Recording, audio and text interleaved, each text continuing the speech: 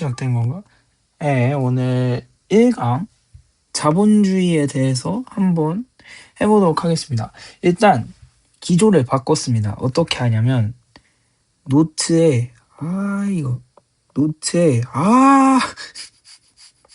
슬슬 이거 승진하게 만들어 진짜.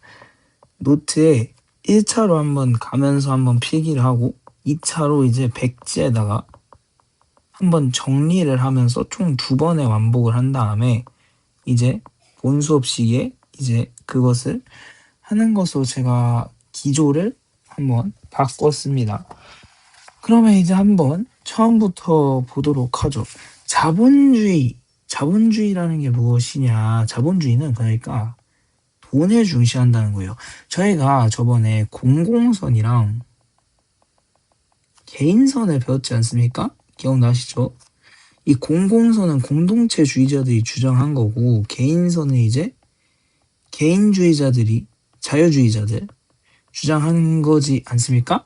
여기서 개인선에 약간 좀 더 생각하는 그런 경제주의가 바로 이 자본주의다라고 볼 수 있겠습니다.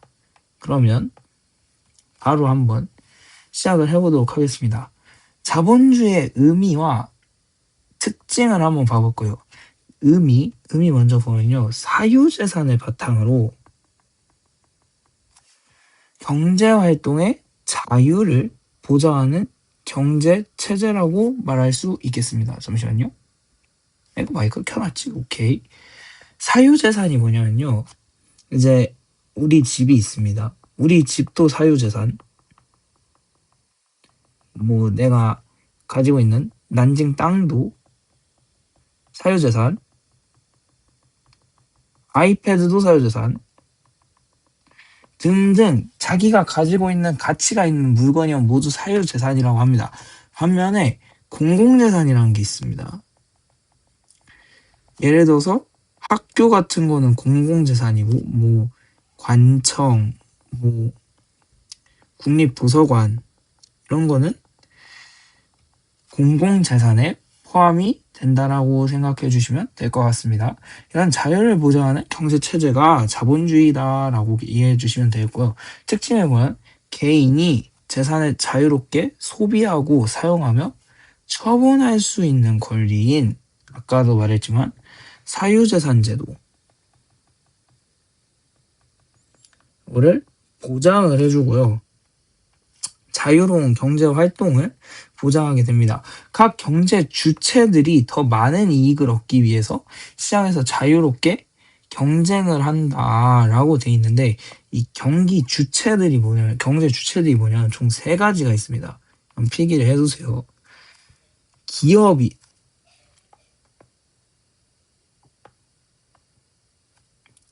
있고 이거 왜 이래 진짜 나 이거 미치겠어 진짜.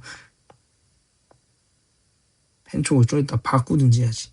기업이 있고 국가가 있고 개인이 있습니다. 기업은 자신의 이익을 최대로 추구하고 개인도 자신의 이익을 최대로 추구하지만 국가가 좀 달라요. 이건 공공의 이익을 최대로 추구한다라고 볼 수 있겠습니다. 국가만 조금 다르고 기업이랑 개인은 똑같아요. 기업은 뭐 삼성전자 이런 거 얘기하고 있는 거고 개인은 현서구 자신, 윤종국 자신 이렇게 말하는 것입니다. 이렇게 시장에서 자유롭게 경쟁을 하고 자원의 분배가 이루어진다. 오케이? 분배 우리 배웠죠. 뭐 가치로서의 분배 이런 거 배웠습니다. 그 다음 개인이나 기업의 사적 이익 추구를 인정하고 결과적으로 사회의 전체 이익이 증대된다 본다. 그러니까 개인의 이익, 그러니까 우리가 말했잖아요. 자유주의자들이 개인선을 추구하면 공공선이 증가한다 라고 저번에 주장을 했지 않습니까? 노직이랑 롤스가. 그런 것처럼 사회 전체 이익이 증대됐다 본다 이렇게 생각하시면 될 것 같습니다. 그럼 자본주의의 역사적 전개 과정을 한번 보도록 하겠습니다. 저희는 총 5단계를 볼 겁니다. 교과서에는 4단계만 나와 있는데 선생님이 추가적으로 1단계를 더 설명해 주셨으니 한번 보도록 할 건데 먼저 보시면요. 첫 번째가 상업자본주의. 우리가 아는 상업 뭐 있습니까? 뭐 물건 파는 거. 그게 상업이지 않습니까? 이런 상업 자본주의가 유행하기 시작합니다. 16에서 18세기요. 왜냐? 16에서 18세기 어느 시대였냐? 대항해 시대라고 드러나 보셨을는지. 대항해 시대라고 이제 스페인이랑 포르투갈 이 두 개의 나라가 이제 남미, 뭐 아프리카 이런 데로 확장을 하면서 식민지를 계획을 합니다. 보시면요. 강력한 왕권을 지닌 유럽 절대왕정, 스페인, 포르투갈 예를 들어줬죠. 이런 사람들이 중상주의 정책을 펼칩니다. 중상주의 정책이 뭐냐면 중요하다, 상업이 그러니까 상업이 중요하다. 원래 유럽은 노예제도가 있었을 때 당시만 해도 이제 그 말을 뭐라 하면은 산업공상이 있었어요. 그러니까 농사를 추구하고 상업을 천시보는 그런 게 있었거든요. 유럽이 또 이제 기본적인 그런 나라 그게 가톨릭이지 않습니까? 그러니까 가톨릭은 또 상업을 극혐한단 말이에요. 돈을 싫어해, 이 인간들은. 돈을 싫어하니까 이제 이런 산업공상이 더 많아졌는데 이런 중상주의 정책을 채택을 했다라는 게 있고 신학로겠죠. 아까 말했듯 여기에 제가 예시를 한번 들어드리도록 하겠습니다. 들어보면 재밌어요. 여기에 이제 영국이라는 나라가 있고 여기에 이제 여기에 네덜란드 그다음에 여기에 프랑스가 있죠. 프랑스 이렇게 생겼고 쭉 가다가 그래서 꺾이는데 여기에 이제 포르투갈 있고 스페인이 있습니다. 여기가 이제 이베리아 반도다라고 생각을 해주시면 되고요. 그다음에 여기가 이제 쭉 내려가면 여기 이제 장화 같은 이탈리아가 있습니다. 그다음에 여기에 이제 발칸 반도가 있고 여기에 이제 그리스가 있고 이제 여기에 쭉 가다 보면 오스만이 있습니다. 근데 여기서 보면요 이제 여 국가들이 이제 서유럽권 국가들 아닙니까? 서유럽권 국가들이 이제 어느 나라 맞춰봐 어느 나라 이제 나의 나라 중국과 거래를 해야 돼. 그러니까 중국에서 비단이나 차 같은 게 되게 유럽에서 비싼 고급품 그러니까 막 샤넬, 구찌 막 이런 걸 한단 말이야. 그러니까 서로 이제 무역을 해야 돼. 근데 여기 오스만이라는 미친놈들이 있어. 이 인간들이 유럽의 병자라고 불리거든요. 그러니까 계속 여기 막아 그냥. 여기 이제 실크로드잖아요. 여기 계속 막아 통제를 해.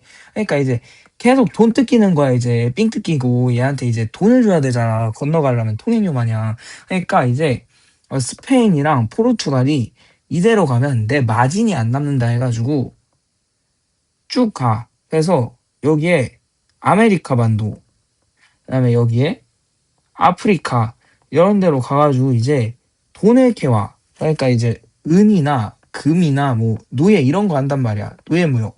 그러니까 이런 신항로 개척이 이어져. 그러니까 국가 차원에서 적극적으로 무역과 상업을 장려하고 있어. 그러니까 우리가 말하는 뭐 이제 콜럼버스 그다음에 이제 마젤란 이런 사람들도 스페인 왕실에서 지원을 해줘가지고 아메리카 반도로 간 거란 말이죠. 이런 상업을 장려하고 유통을 통해서 국가의 부를 키우고자 했대. 유통을 통해서 국가의 부를 키우고자 한 게 뭐냐면 보세요. 여기에 이제 이건 영국을 봐야 돼. 이 세계 악마 이 새끼 영국을 봐야 돼. 영국에서 이제 여기 이집트가 있지 않습? 그다음에 여기 이제 뭐 알제리라든가 이제 뭐 모로코 이런 나라가 있어. 근데 여기까지는 이제 영국 땅이란 말임. 아프리카 대륙이. 그러니까 영국 입장에서 이제 자기가 여기에 이제 수출을 하는 거야. 그러니까 수출을 하고 여기서 수입을 해. 근데 수출을 하는 품목이 뭐냐? 총 같은 거.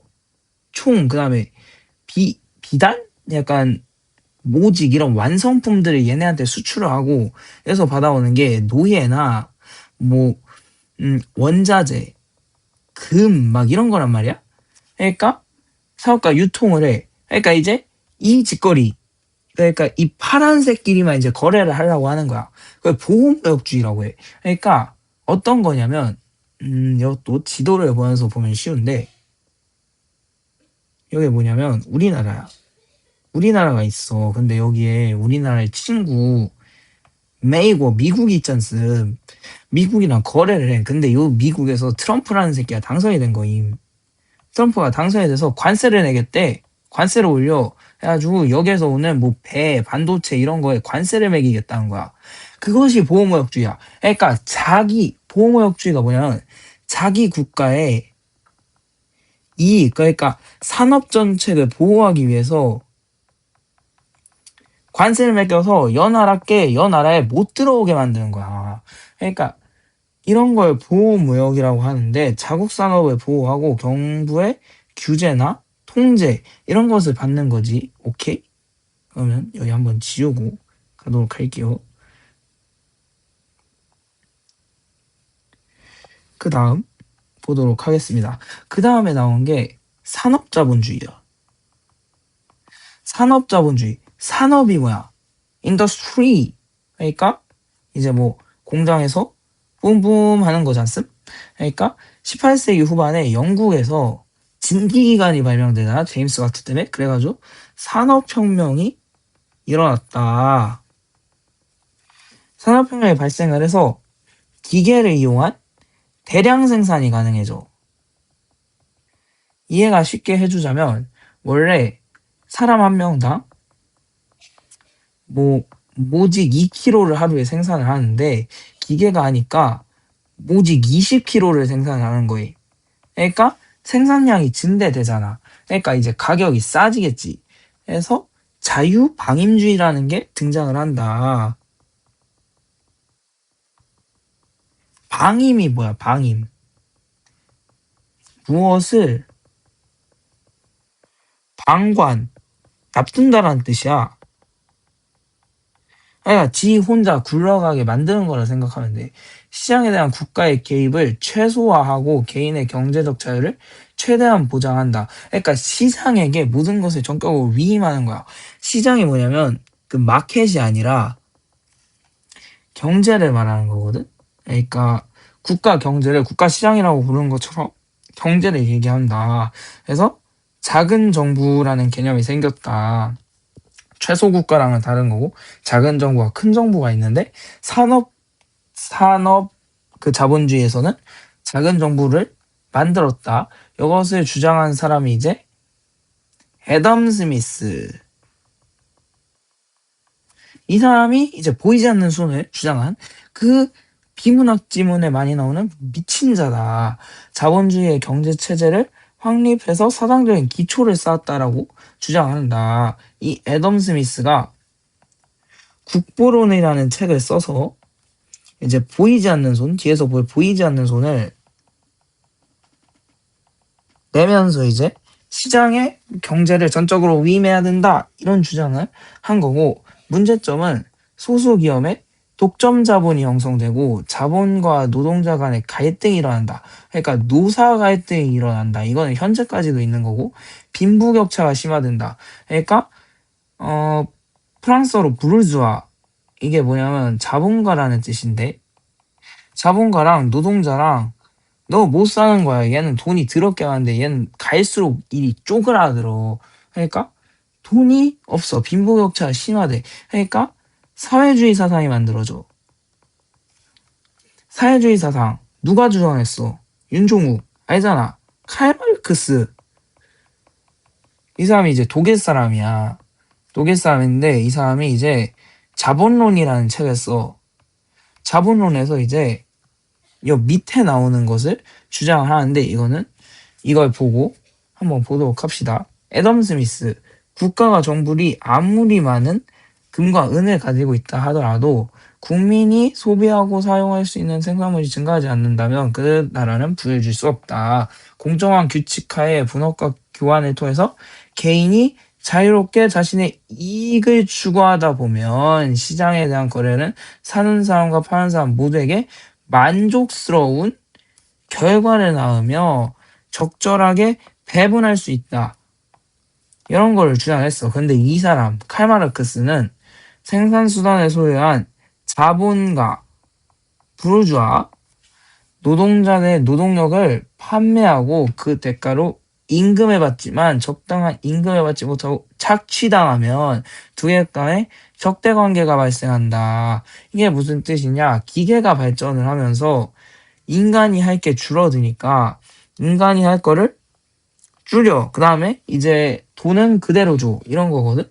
결국 강성한 노동자들, 그러니까 사회주의자들이 혁명을 일으키는데 이게 프롤레타리아 혁명이 되겠다. 그래서 자본주의 체제가 무너지고 사회계급이 존재하지 않게 되며 노동자들이 생산수단을 통제하는 공산주의 사회가 될 것이다 라고 주장을 했는데, 우리가 여기서 가끔씩 모르는 게 있어. 공산주의랑 사회주의라는 개념을 짚고 넘어가야 돼. 공산주의랑 사회주의 같은 거 같지만 아니야. 공산주의는 정치적 개념인 거고 사회주의는 경제적 개념이야. 여기에 반대되는 자유주의랑 이제 민주주의, 이것도 민주주의는 정치에 관련된 거지만 자유주의는 경제에 관련된 것이다. 이렇게 기억을 해주시면 될 것 같습니다. 칼 마르크스는 잘 기억을 해주세요. 뒤에도 나옵니다. 그 다음에 아까 말했던 보이지 않는 손을 한번 보도록 하겠습니다. 국부론에 담겨있는 말입니다. 우리가 저녁 식사를 할 수 있는 것은 정육점 주인, 양조점 주인, 뭐 빵집 주인의 자비심이 아니라 그들이 자신의 이익을 중시하기 때문이다. 이것이 자본주의다. 개인이 공공선을 의도적으로 증진하지 않으려고 얼마나 증진하고 하고 있는지 알지 못한다. 개인은 바로 그때 보이지 않는 손에 이끌려 자신이 의도하지 않았던 목표에 달성하게 된다라는 겁니다. 그러니까 예를 들어서 보이지 않는 손이 경제에 대입이 되게 되면요, 이제 환율이라는 게 있지 않습니까? 달러랑 이제 원을 바꾸는 거야. 이런 환율이 오르고 내리는 것도 보이지 않는 손이라고 이 사람은 주장을 했어. 근데 내가 봤을 때 이게 주지아가 이해를 못 하거든? 그러니까 주지아가 만약에 사회를 잘 볼 거라고 자만을 하면서 이제 사회 시험을 1학기 때 봤단 말이야. 근데 59.6점을 받아버렸네? 의도하지 않았잖아. 근데 이 꼬라지가 났잖아. 그러니까 보이지 않는 손이 적용했다라는 내가 개소리를 한번 들어보았고, 그 다음에 그 전에 독점 자본주의를 봐야 되는데, 독점 자본주의는 좀 이따가 우리가 앞에 보면서 두 번째로 2차로 정리하면서 보고, 그 다음에 이게 세 번째로 나온 게 수정 자본주의다라고 말하는 겁니다.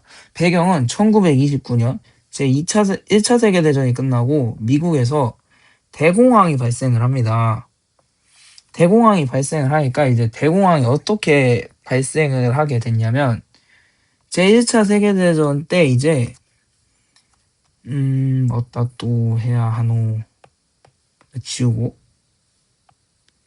제1차 세계대전 때 이제 여기에 미국이 있고, 여기 이제 유럽 국가들이 있지 않음? 유럽 국가들이 있는데 여기서 이제 독일이랑 오스트리아 헝가리, 그 다음에 아까 말했던 오스만, 이렇게 합쳐서 이제 협상국을 그러니까 연합국을 이때 꾸리고 이제 영국, 프랑스, 이탈리아, 그리고 여기 있는 러시아까지 이제 해가지고 이렇게 협상국을 꾸리게 된단 말이죠. 그런데 이때 미국이 어떤 수를 냈냐? 직접 참전하지 않고 초반에는 물건을 만들어. 산업력이 좋잖아, 미국이. 물건을 만들고 여기에 파는 거야. 뒤집다. 그러니까 이제 철강, 자동차 같은 게 이제 수출이 많이 되기 시작하잖아. 돈이 많아. 그러니까 이제 미국 사람들이 돈이 넘쳐 흘러. 아니 영앤 리치야, 그냥. 돈이 넘쳐. 그러니까 이제 우리가 하는 주식에 손해된 거야. 미친 짓. 주식에 손해됐는데 이게 끝났어. 그러니까 돈이 없어. 돈이 안 들어오잖아. 그러니까 철강, 자동차 이런 거 다 전쟁에서 많이 쓰이잖아. 나락에 가. 그러니까 주식도 떨어지잖아. 그러니까 이제 그걸 투자한 미국인들이 단체로 멘붕이 와. 그래서 미국이 경제가 망했어. 끝났어. 그래서 주식이 종이 쪼가리가 된 거야. 그건 대공황이 발생을 하면서 시장의 모든 경제 문제를 해결해 줄 것이다. 시장이 믿음이 무너졌다. 이걸 시장 실패라고 단순하게 부르게 되는데 이런 시장 실패가 일어났고 특징으로는 기존의 자본주의 경제 체제를 유지하면서 정부가 경기를 조절하는 정책을 썼다. 조세제도를 들거나 사회를 통해서 시장이 됐는데 정부가 경기를 조절하는 거는 여러 가지가 있어. 예를 들어서 미국에는 연준이라는 데가 있음. 연방준비제도라는 곳이고 한국에는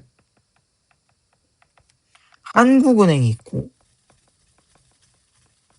아니 중국에는 중국인민은행이 있단 말이야. 이게 중앙은행들이란 말이야.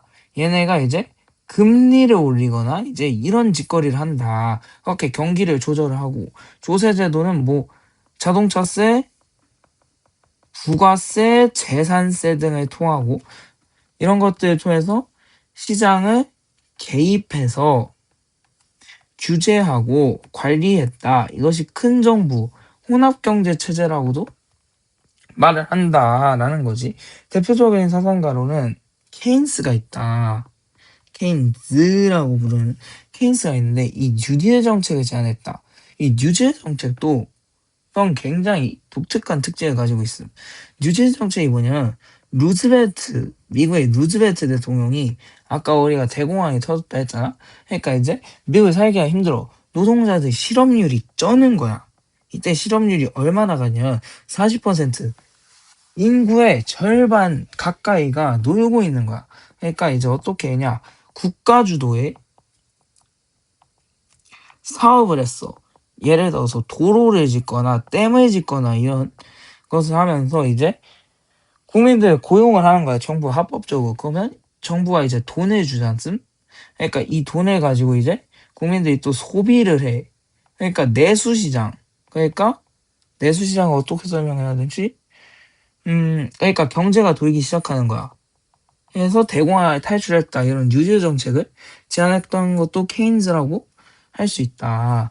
밑에 보면 정부의 기능을 확대하는 것은 시장 경제를 침해하는 것이 아니다.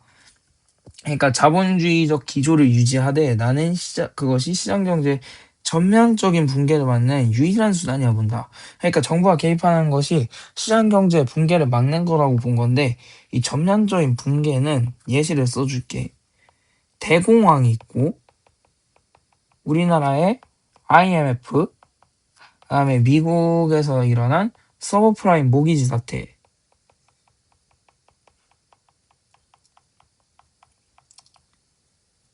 등이 있다라고 볼 수 있습니다. 그다음에 20세기 말에 이제 나온 것이 이제 신자유주의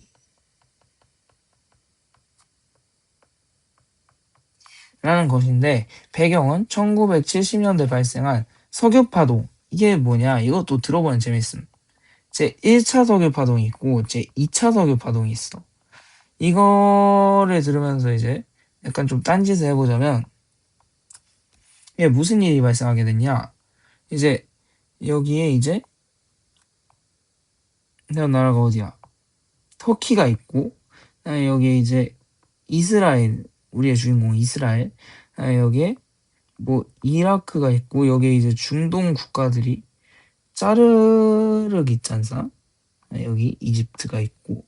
근데 이스라엘에서 이제 어떻게 된 거냐? 제2차 세계대전이 끝나고 영국이랑 미국인들이 이스라엘 땅, 그러니까 구약 성경에 나오는 이 신의 땅을 유대인들한테 주기로 한 거야. 근데 여기서는 이미 팔레스타인 사람들이 살고 있었단 말이지. 근데 이제 내 땅 내놔 하면서 유대인들이 들어간 거야. 유대인들이 여기 언제 살았냐면 기원전 2000년 전에 살았거든. 그러니까 어떤 느낌이냐면 대한민국이라는 국가가 있는데 갑자기 고구려 사람이라고 주장하는 인간들이 와가지고 여기 내 땅이니까 꺼져라. 이거랑 똑같은 거거든. 유대인들이 들어서서 여기에서 있었어. 근데 팔레스타인 사람들이 탄압하는 거야. 근데 팔레스타인이 어느 나라의 이슬람 국가란 말이야. 그러니까 이 사방이 이슬람 국가잖아. 얘 개패면서 근데 개패는데 이스라엘을 지원하는 게 미국, 영국 이런 서방주의 국가거든. 서방주의 국가에서 계속 지원을 해주니까 이 사우디아라비아의 주도 아래 사우디에서 이제 석유가 많이 나자 석유를 밸브를 끄는 거야. 안 팔아. 그러니까 석유 파동이 일어났다라는 거고 석유 파동이 일어났고 물가 상승과 경기 침체가 동시에 일어나는 스태그플레이션.